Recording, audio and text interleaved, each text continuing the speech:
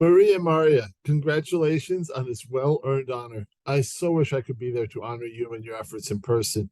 As it is, I am in Kiev, Ukraine, advancing implementation of the principles. I'd like to take a few moments to reflect on your accomplishments.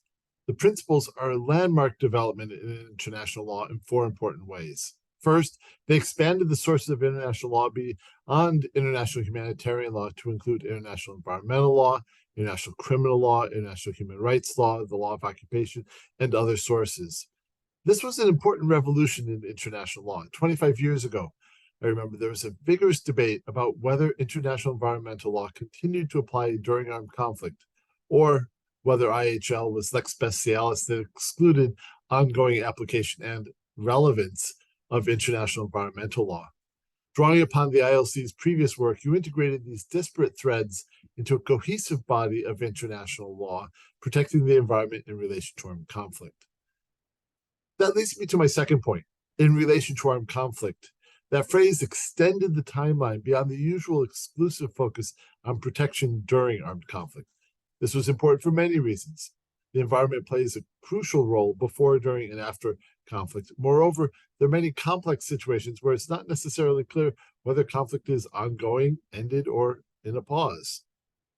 Third, the integration of international environmental law and other bodies of law enabled the principles to address non-international armed conflicts. This helps to remedy a long-standing gap in international humanitarian law when it comes to the environment.